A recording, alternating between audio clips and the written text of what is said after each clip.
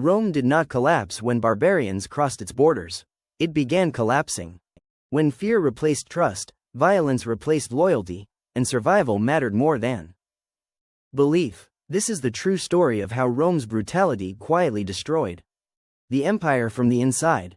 Chapter 1: Brutality as a Tool of Empire. Rome did not invent political violence, but it refined it into a system. From the early republic onward, Roman leaders believed stability depended not only on law, but on fear. Authority had to be visible, and punishment had to be public. The goal was not justice alone, it was deterrence. Roman law allowed extreme penalties for those who threatened order. Crucifixion, flogging, exile, and execution were not hidden from view. They were staged in forums, roadsides, and arenas, where the population could see the cost of defiance. Enslaved people, rebels, deserters, and criminals were punished publicly so the message would travel faster than any decree. Order, in Roman thinking, was maintained when fear was shared.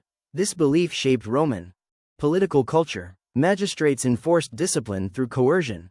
Generals ruled armies through harsh punishment. Governors controlled provinces through intimidation. Roman writers like Polybius openly argued that fear was essential to governing a vast and unequal empire. Mercy was praised in theory, but severity was rewarded in practice. For centuries, this system appeared to work. Conquered territories submitted. Rebellions were crushed quickly. Rome expanded with ruthless efficiency. But this success masked a deeper problem. Brutality did not build loyalty, it suppressed resistance temporarily. Obedience replaced trust. Silence replaced participation. Over time, violence became routine rather than exceptional. Punishment ceased to shock. It became part of daily governance. What Rome called order increasingly depended on force rather than consent. And once fear became the foundation of authority, Rome made itself dependent on ever greater cruelty. To maintain control, that dependency would eventually turn inward and consume the empire itself. Chapter 2: Violence Turned Inward. Rome against its own people. Rome's most dangerous shift occurred when the violence once reserved for enemies began targeting Romans themselves. During the late Republic, political competition collapsed into civil war, and brutality became a legal instrument. The precedent was set in 82 BCE, when Lucius Cornelius Sulla marched on Rome and introduced the proscriptions, public lists naming citizens marked for death. Property was confiscated, families were destroyed, and murder became state policy. Thousands died, not for crimes, but for political alignment. This moment changed Rome permanently. Violence was no longer an emergency response, it was a governing tool. Julius Caesar's civil war reinforced the lesson. Although Caesar publicly promoted clemency, his rise confirmed that armies, not institutions, determined power. After his assassination in 44 BCE, Rome descended into another cycle of sanctioned killing. The Second Triumvirate, Octavian, Antony, and Lepidus, revived the proscriptions on an even wider scale. Senators, equestrians, and former allies were eliminated to fund armies and remove rivals. Cicero's execution became a symbol of how completely politics had turned lethal. Under the empire, this logic evolved into paranoia. Emperors relied on informers, accusations, and treason trials to maintain control. Charges of maiestas, offenses against the dignity of the state, were deliberately vague, allowing almost anyone to be targeted. Silence became dangerous. Wealth, reputation, or independence invited suspicion. As fear spread, civic trust collapsed. Romans no longer believed the law protected them. Loyalty shifted from shared institutions to personal survival. When citizens fear their own government more than its enemies, the social contract dissolves. Rome had achieved internal control, but at the cost of the unity that once made it strong. Chapter 3: The Spectacle of Death and Moral Erosion. As political violence became normalized, Rome transformed punishment into performance. Public death was no longer only a tool of enforcement, it became entertainment. Gladiatorial games, executions, and staged killings filled amphitheaters across the empire, drawing audiences from every social class. These events were funded by magistrates and emperors, not as diversions, but as demonstrations of power and control. Gladiatorial combat, which expanded dramatically during the late Republic and early Empire, placed human suffering at the center of public life. Prisoners of war, enslaved people, criminals, and condemned citizens were trained, displayed, and killed before cheering crowds. Executions were incorporated into games, often staged as mythological reenactments in which the condemned were burned, mauled, or crucified. Death became scheduled, organized, and routine. Roman leaders defended these spectacles as moral instruction. They were meant to teach discipline, courage, and the consequences of defiance. Writers like Seneca, however, recognized the damage. In his letters, Seneca described the midday executions as gratuitous cruelty, noting that spectators demanded ever harsher violence to remain engaged. The line between justice and cruelty blurred. The population became desensitized, not only to death, but to suffering itself. When violence no longer shocked, it ceased to serve as a warning. Instead, it fostered indifference. Rome had relied on spectacle to unify and pacify its people, but by turning death into entertainment, the empire trained its citizens to accept cruelty as normal, and to stop caring who suffered next. Moral erosion did not announce itself. It settled quietly, one spectacle at a time. Chapter 4: Provincial Terror. Brutality at the empire's edges. Rome's violence was not confined to the capital. In the provinces, brutality became the primary language of rule. Governors enforced Roman authority through heavy taxation, forced labor, and collective punishment. Entire communities were held responsible for resistance, real or suspected. The goal was efficiency: suppress dissent quickly, and deter others from attempting the same. In Gaul, Julius Caesar's campaigns during the 50s BCE demonstrated this logic with devastating clarity. Ancient sources, including Caesar himself, record mass killings, enslavement, and the destruction of entire settlements. These actions secured territory, but they also created long-term resentment. Roman victory did not erase memory. It preserved it. In Judea, Roman brutality repeatedly provoked rebellion rather than submission. Heavy taxation, religious interference, and public executions fueled unrest. That culminated in the Jewish revolt of 66 CE. Rome responded with overwhelming force. The destruction of Jerusalem in 70 CE and the raising of the Second Temple were meant to end resistance permanently. Instead, they entrenched hatred and resistance that would resurface again. Under Hadrian in the Bar Kokhba revolt, Britain followed a similar pattern. Roman suppression of Boudicca's uprising in 60 to 61 CE involved mass slaughter and village destruction. Tacitus records that tens of thousands died. The rebellion failed militarily, but it exposed how fragile Roman control remained decades after conquest. Fear worked in the short term. Provinces complied when legions were present. But brutality prevented integration. Local populations obeyed without loyalty. Rome expanded faster than it could stabilize. Each act of terror created new enemies, ensuring that the empire would spend its future defending borders it had secured through violence alone. Chapter 5: Soldiers, Discipline, and the Collapse of Loyalty.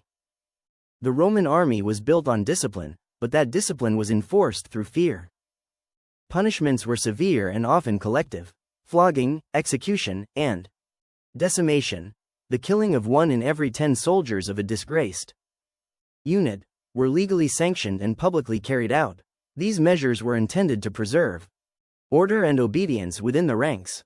In the Republic, such brutality functioned within a shared civic identity. Soldiers were citizens defending their state. By the imperial period, that bond had weakened. Long service terms, distant campaigns, and the growing use of non-Italian recruits transformed the army into a professional force loyal to commanders rather than institutions. Harsh discipline no longer reinforced unity, it bred resentment. As conditions worsened, morale declined. Soldiers faced delayed pay, corrupt officers, and emperors who treated legions as expendable tools. Executions for mutiny or failure were common, especially during periods of instability. Tacitus records repeated army revolts in the 1st century CE, where troops demanded higher wages and better treatment, sometimes killing their own officers to be heard. Fear did not prevent rebellion. It encouraged it. Soldiers learned that violence was the only language Rome respected. This lesson was turned inward. Legions began backing rival emperors, assassinating rulers, and selling loyalty to the highest bidder.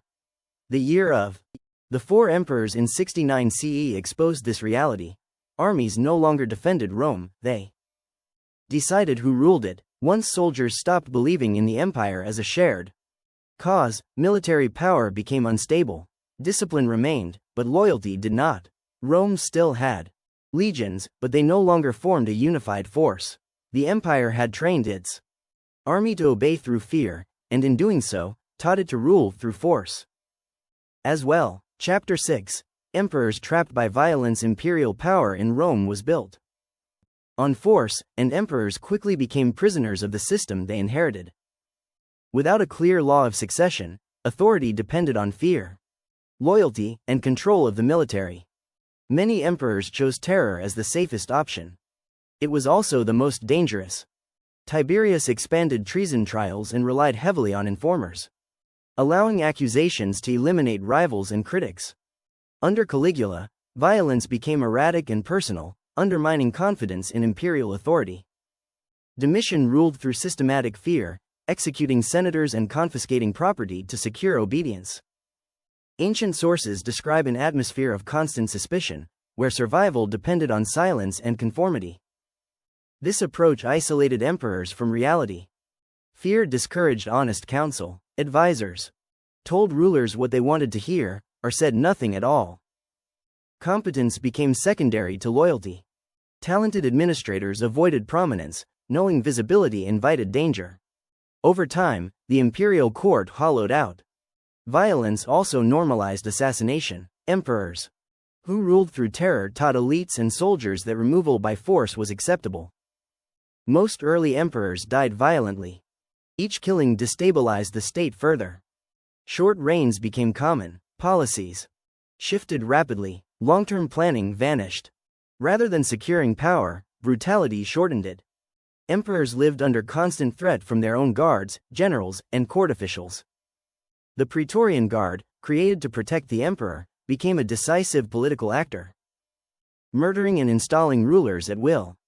Rome had created a political system where survival required violence, but violence destroyed stability. Emperors ruled with absolute authority, yet lived with constant insecurity. The throne remained powerful, but the men who occupied it rarely were. Chapter 7, Economic and Social Breakdown Through Fear. As violence reshaped politics and the military, its quieter damage spread through Roman society. Fear undermined participation in public life. Serving as a magistrate, offering legal opinions, or even displaying wealth carried risk. Under emperors who ruled through suspicion, prominence invited accusation. Many elites withdrew from civic duties that had once sustained Roman administration, choosing safety over service. Confiscation became a common tool of repression. Under treason laws, property of the condemned was seized by the state or redistributed to loyal supporters. This practice distorted the economy. Wealth shifted unpredictably, not through productivity or trade, but through political favor and fear. Investment declined. Long-term planning became dangerous when fortunes could be erased overnight. For ordinary people, the effects were equally corrosive. Heavy taxation to fund armies and spectacles fell hardest on small landholders and urban workers. In the provinces, abuses by governors and tax collectors went unchallenged, because complaint itself could be interpreted as disloyalty. Corruption flourished in an environment where oversight was weak, and silence was safer than resistance. Social trust eroded. Informers profited by denouncing neighbors, patrons, and even family members. Communities fractured as survival became an individual concern. Public institutions continued to function, but without genuine engagement. Participation became ritual rather than commitment.